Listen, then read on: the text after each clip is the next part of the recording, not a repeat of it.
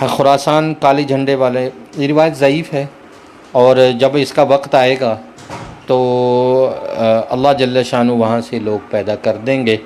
ابھی تک حدیث کے مطابق کوئی اس کا مصداق بالتعیین ہمارے سامنے ابھی تک نہیں ہے۔ اگر روایت کو درست مان بھی لیا جائے تو ابھی وہ وقت نہیں ہے۔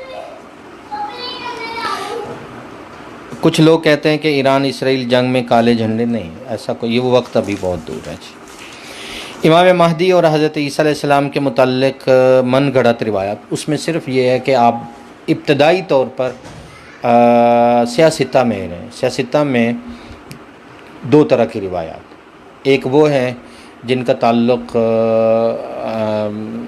احادیث متواترہ سے ہے، جس میں ان کا آنا تفصیلات کی بجائے وہ عقیدے کی بات ہے۔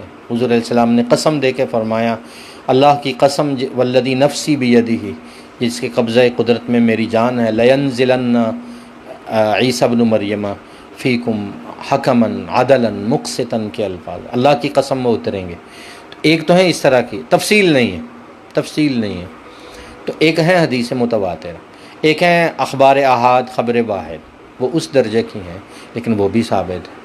تو سب سے پہلے یہی جاننا ضروری ہے کہ کم از کم امت مسلمہ جتنی بھی سیاستہ کی روایات ہیں، اگر انہیں اچھے سے پڑھ لے تو جیسے میں نے عرض کیا کہ 1000 سے زائد روایات ہیں، تو کوئی تھوڑا علم نہیں ہے اس کے اندر، تھوڑی تفصیل نہیں ہے۔ سورہ روم میں یہودیوں کو ڈھیل دینے کا تذکرہ ہے۔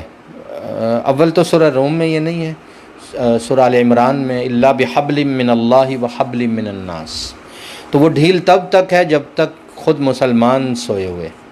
جس دن یہ شیر جاگ گیا اور یہ اپنی اصل پہ آ گیا تو بس وہی اس دن ان کی ڈھیل ختم ہو جائے گی۔ الا بحبل من اللہ وحبل من الناس۔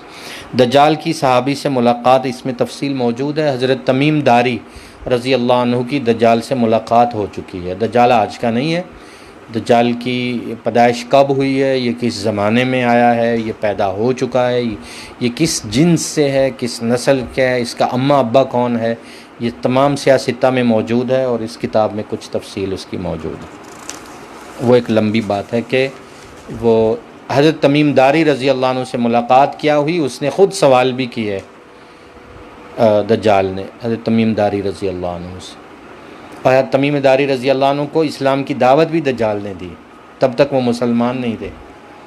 جب ملاقات ہو رہی تھی تو دجال نے کہا کہ میرے آنے سے پہلے چنگے رہ جاؤ، کہ جاؤ مدینہ میں، وہ اگر آ چکے ہیں تو جا کے کلمہ پڑھ لو، خیر اللہم ان یطیعوا، میرے آنے سے پہلے ان کی اطاعت کر لو، اچھے رہ جاؤ۔ تو یہ حضرت تمیم داری رضی اللہ عنہ واپس آ کے ایمان قبول کیا ہے۔ یہ صحیح مسلم میں ساری تفصیل موجود ہے۔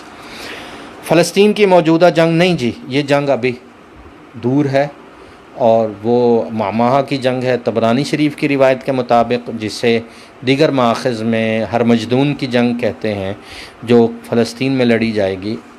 اس کا پیش خیمہ کہہ لیں، اس کی ابتدا کہہ لیں، اس کا سٹیج کہہ لیں، لیکن جنگ تھوڑی دور ہے۔ فلسطینیوں کا قتل، ہاں جی، قتل کی زیادتی جس کو کہا گیا الحرج، یہ حدیث شریف میں ہے، اور یہ قیامت کی انہی نشانیوں میں سے۔ فتنوں کے زمانے میں حق پر کون ہے اور باطل پر کون کیسے پتہ چلے گا؟ تو سیدھا رسول اللہ صلی اللہ علیہ وسلم نے دو باتیں ارشاد فرمائی۔ ایک فرمایا دیکھنا کہ قرآن کے قریب کون ہے۔ حضرت علی رضی اللہ عنہ نے پوچھا یا رسول اللہ فتنوں کے زمانے میں بچنے کی شکل کیا ہے؟